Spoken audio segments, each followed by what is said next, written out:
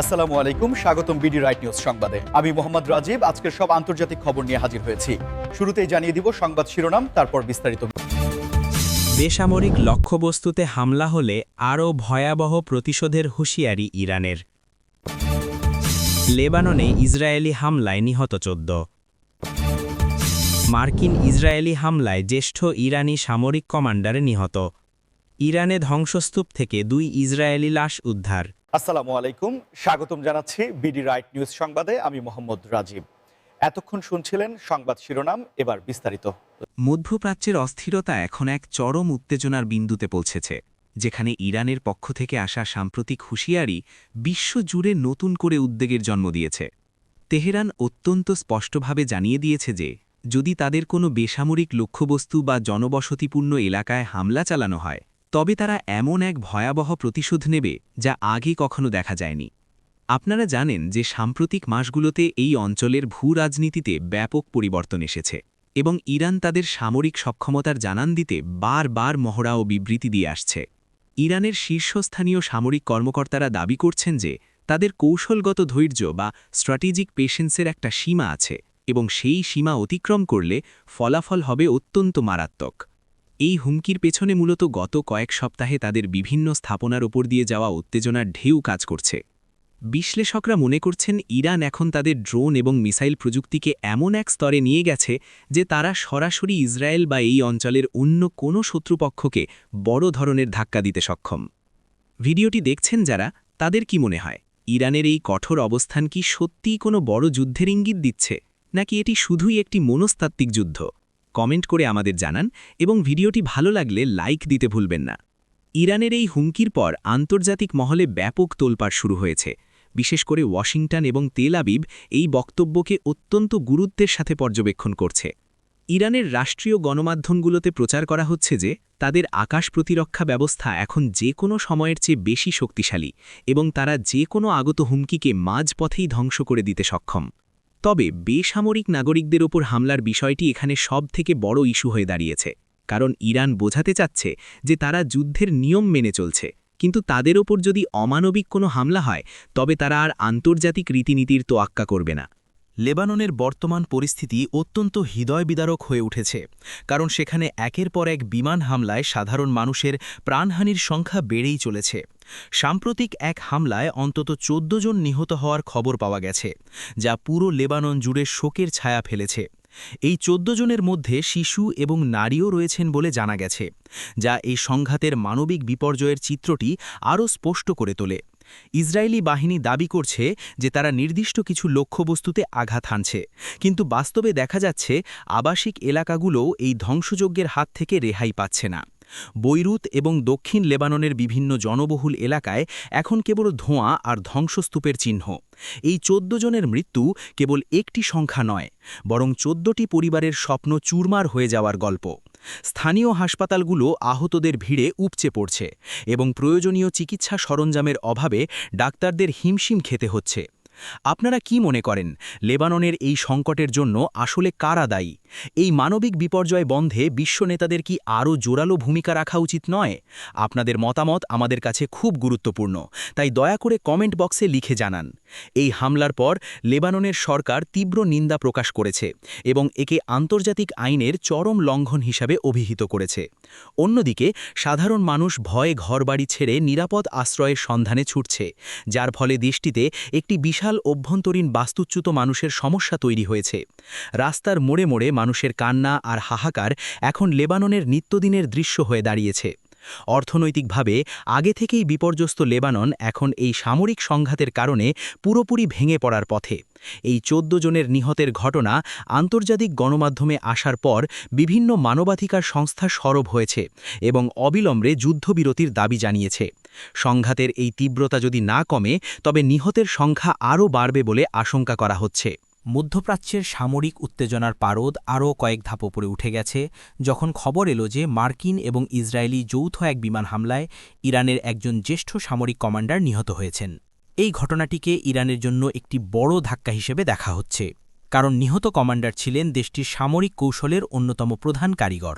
Pentagon এবং Israeli প্রতিরক্ষা বাহিনী এই অভিযানের বিস্তারিত সরাসরি প্রকাশ না করলেও বিভিন্ন সূত্র নিশ্চিত করেছে যে অত্যন্ত নির্ভুল ইন্টেলিজেন্সের ভিত্তিতে এই অপারেশন চালানো হয়েছে।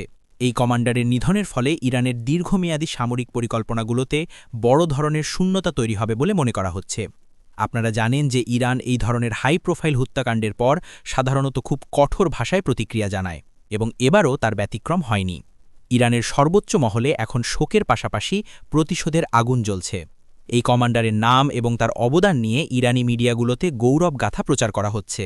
অন্যদিকে আমেরিকা এবং ইসরায়েল একে সন্ত্রাসবাদের বিরুদ্ধে বড় জয় হিসেবে দেখছে। এই ধরনের টার্গেটেড কিলিং বা লক্ষ্যভেদী হামলা এই অঞ্চলের সংঘাতকে এক নতুন মাত্রা দেয়, কারণ এটি সরাসরি কমান্ড কাঠামোর উপর আঘাত হানে। আপনারা যারা আমাদের নিয়মিত দর্শক তারা জানেন যে এমন সব ব্রেকিং নিউজ আমরা সবার আগে পৌঁছে দিই, তাই আমাদের সাথেই থাকুন। এই কমান্ডারের মৃত্যুর ফলে হিজবুল্লাহ এবং হামাসের মতো গোষ্ঠীগুলোর সাথে ইরানের সমন্বয় কিছুটা বিঘ্নিত হতে পারে, যা ইসরায়েলের জন্য কৌশলগত সুবিধা দেবে।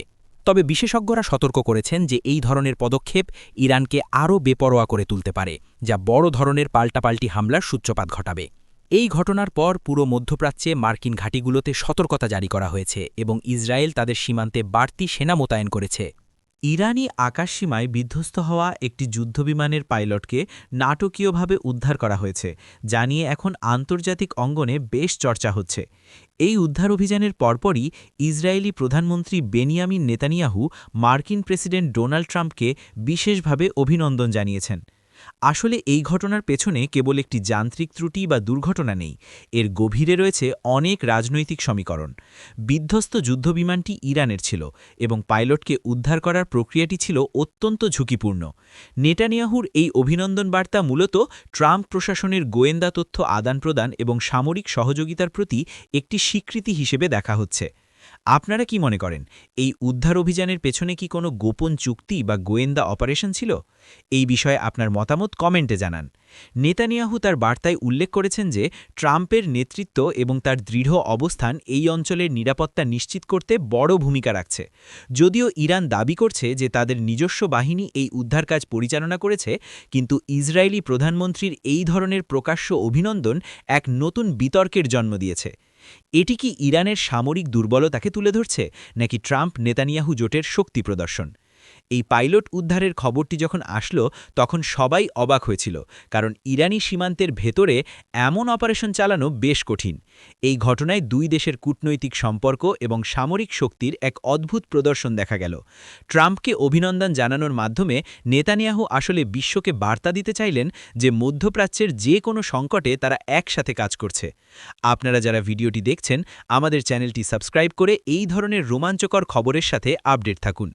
যুদ্ধবিমান বিধ্বস্ত হওয়ার কারণ নিয়ে এখনও তদন্ত চলছে, তবে প্রাথমিক ধারণা করা হচ্ছে যে এটি যান্ত্রিক গোলযোগের কারণেই হয়েছে। দীর্ঘ তল্লাশি এবং উদ্ধার অভিযানের পর অবশেষে ধ্বংসস্তূপের নিচ থেকে দুই ইসরায়েলি নাগরিকের মরদেহ উদ্ধার করা হয়েছে, যা পুরো ইসরায়েল জুড়ে শোকের পরিবেশ তৈরি করেছে। এই দুই নাগরিক গত কয়েকদিন ধরে নিখোঁজ ছিলেন এবং তাদের পরিবারের সদস্যরা এক বুক আশা নিয়ে অপেক্ষা করছিলেন যে হয়তো তাদের জীবিত পাওয়া যাবে। কিন্তু উদ্ধারকারী দল যখন তাদের নিথর দেহ উদ্ধার করল, তখন সেই আশা বিষাদে পরিণত হল।